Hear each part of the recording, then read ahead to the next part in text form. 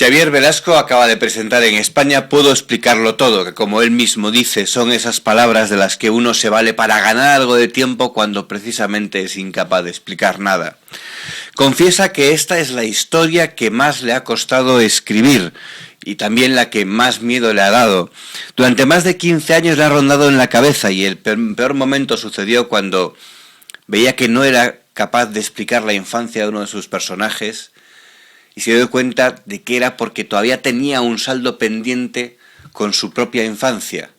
Paró de escribir esta novela, hizo este que ves, y luego retomó esta historia en la que confía tanto en la fuerza de sus personajes que admite que ellos ya estaban ahí y que de alguna manera le exigieron contar esta historia.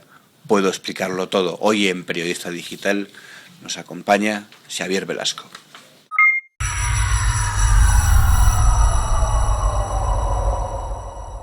Bueno, Xavier, muchísimas gracias por estar de nuevo aquí en Periodista Digital. Gracias a ti. Esta historia cuenta que en un momento determinado se le encalló en su cabeza y no podía seguir porque confiesa que no era capaz de comprender la infancia de uno de sus personajes, de Joaquín. Y claro, se dio cuenta, quizá con bastante susto, que era porque no era capaz de explicar la suya propia.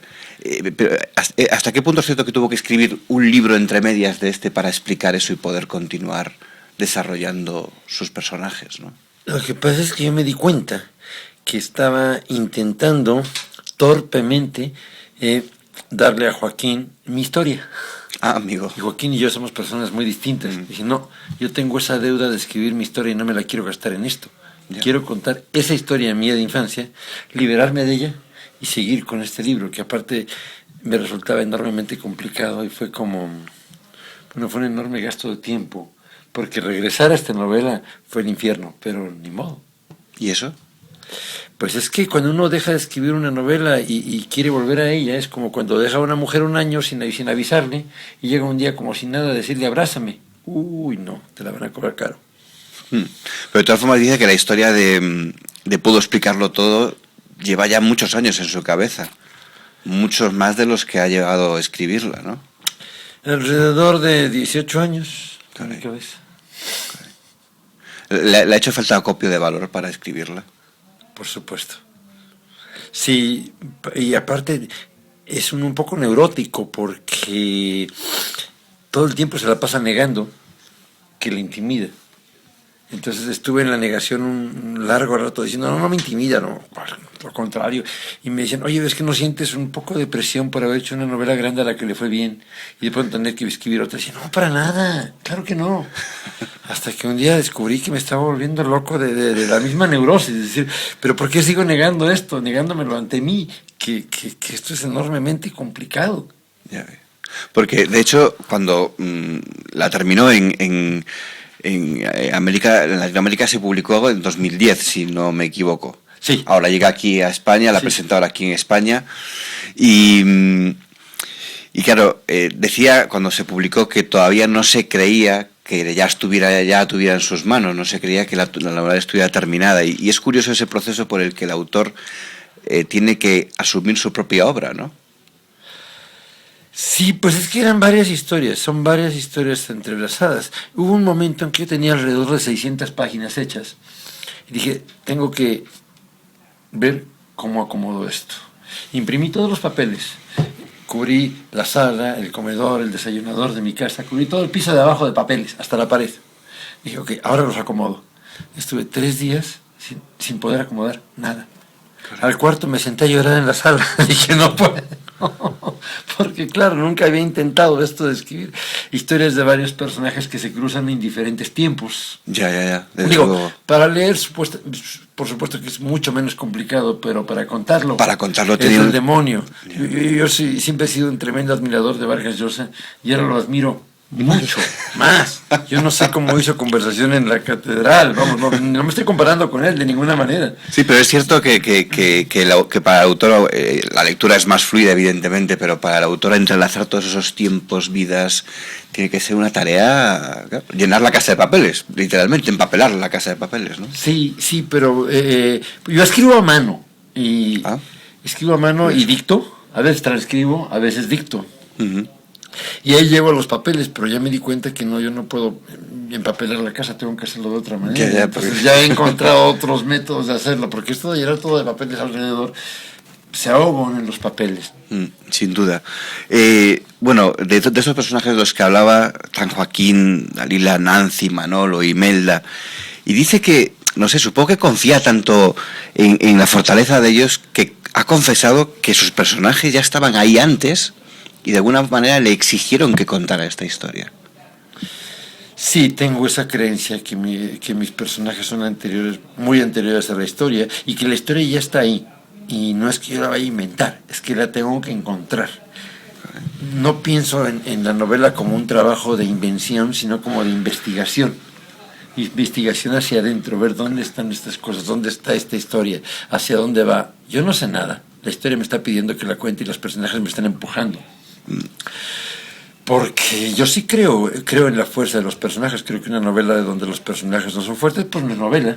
Y me gusta que los personajes me contradigan, me gusta que me echen para atrás las cosas, que vayan tomando más carácter y de pronto se me revelen. A mí sí me gusta mucho.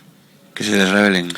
Javier Marías dice que no le gusta, que de ninguna manera permite que se le revelen. Yo admiro muchísimo a Javier Marías, pero en esa parte difiero. A mí sí me gusta que los personajes sepan un poco más que yo y me callen la boca. Bueno, pero hasta donde nos pueda desvelar parte del argumento, ¿qué pasa, ¿no?, en esta novela que también dice que es la que más miedo le da de las que ha podido escribir? En principio, creo que era una novela bastante ambiciosa porque iba para adelante y para atrás en el tiempo y porque los personajes son muy distintos y se mezcla mucho la vida de uno con el otro y la forma de narrar y la forma de hablar de uno con el otro. Y es ese tipo de proyectos que se entra con mucho entusiasmo, que al principio se facilita todo, porque claro, cuando se traba uno en un plano, pues se va al otro y se va al otro, pero cuando estos planos crecen, ya no se sabe qué hacer y claro, es parte del deleite. Justamente uno se mete en este problema porque le gusta meterse en esos problemas. Haría mal si me estuviera quejando, al contrario. También me he divertido inmensamente. No creo haberme divertido nunca tanto con una novela como con la escritura de esta. Algo que le sucede a estos personajes es que la verdad nos podría suceder a cualquiera, que es la relación que tienen con su pasado, ¿no? Algunos de ellos, y ha llegado a decir que, claro, el problema de mirar o de escapar tanto del pasado es que solo vas a acabar en él porque es hacia donde miras constantemente.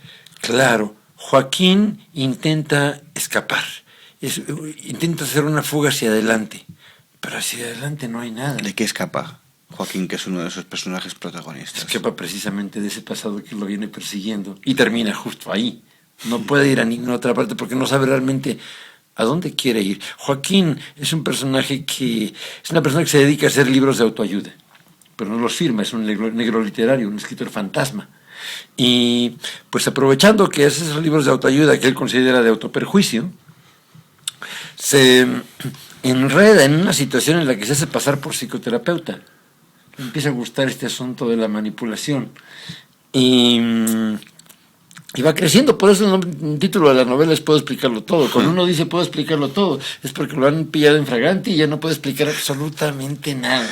Sí, y te ganar un poco de tiempo antes de la condena, ¿no? Sí, claro, uno quiere ganar tiempo y dice, espera, no es lo que tú crees. Mira, te estás equivocando, déjame que te explique. Y mientras tanto está pensando, ¿qué digo? ¿Estoy muy enfermo? ¿Se me murió alguien? ¿Me he estado deprimido? ¿Qué le digo? Claro, porque Joaquín quizás sea el más complejo de sus personajes en el sentido de que es el que juega a ser más cosas a la vez, o juega a ser más personas a la vez, ¿no? Sí.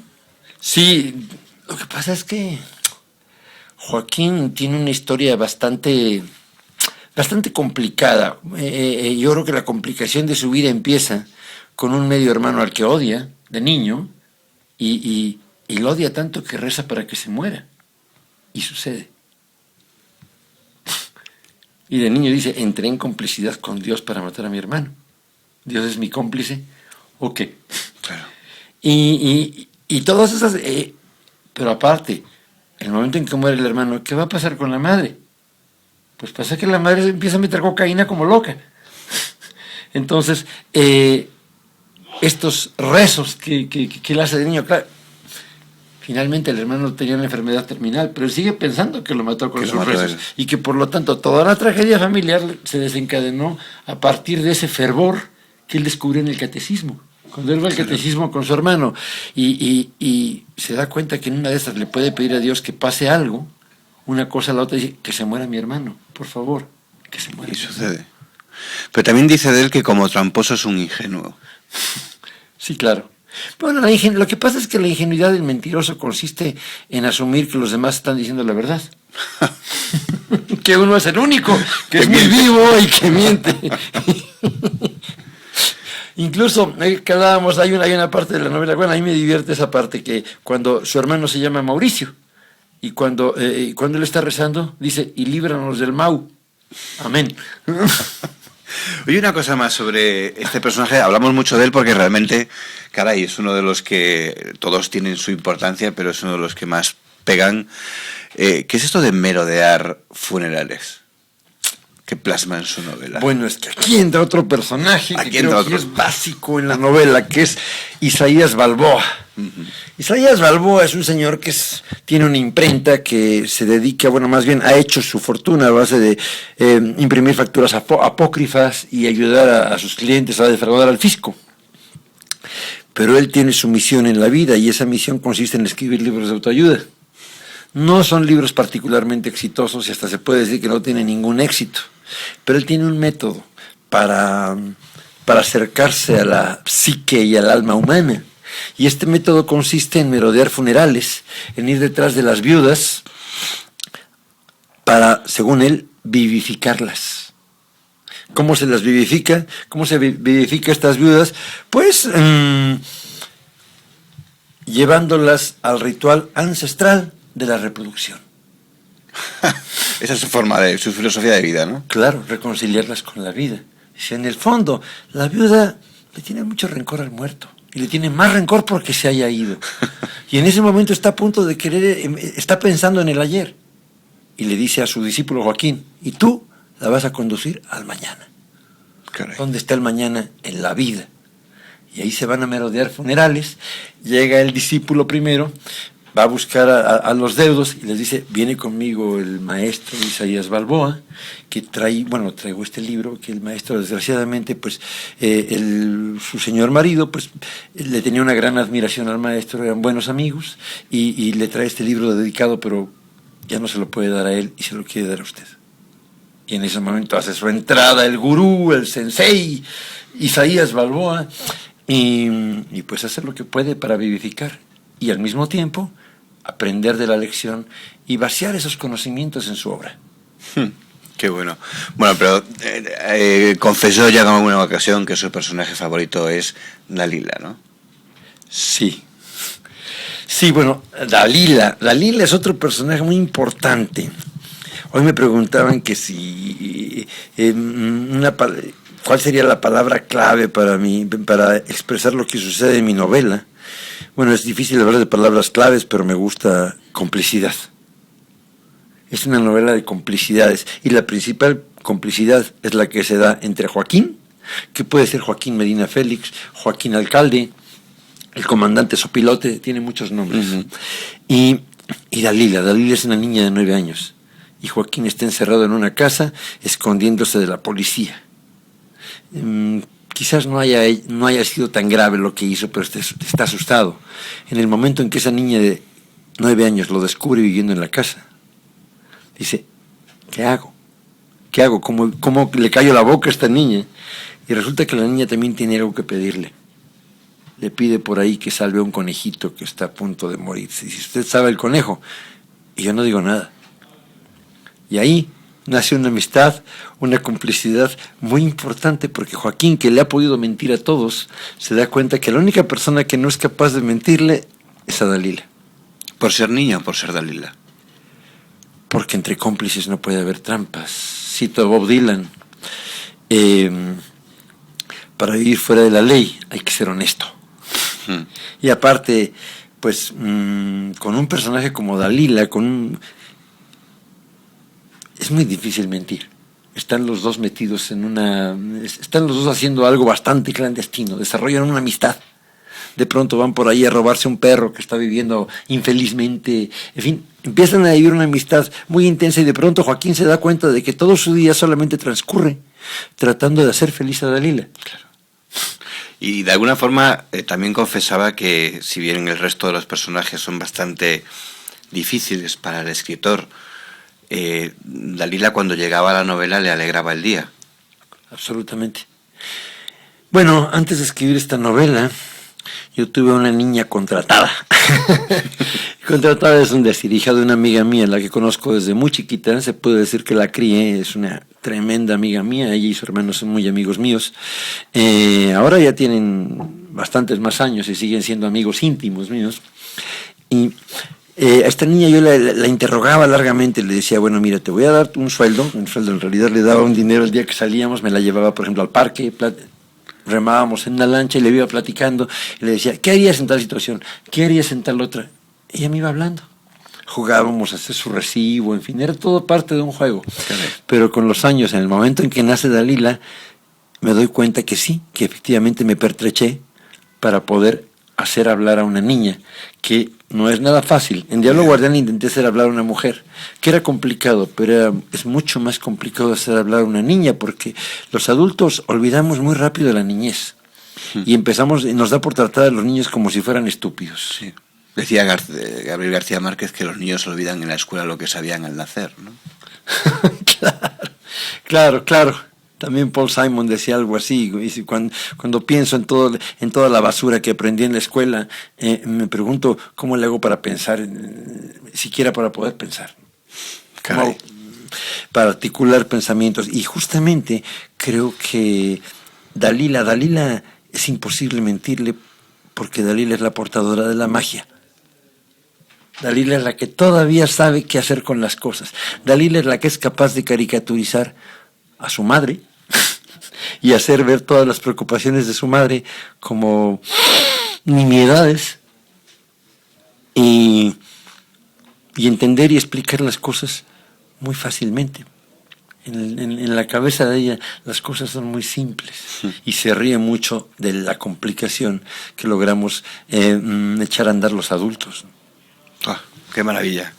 Estamos deseando ya adentrarnos aún más en esta novela para seguir conociendo a todos estos personajes, pero queríamos terminar con algo que también ha dicho sobre Lo puedo explicar todo, que dice que todo lo que está en el libro ya sucedió tal cual.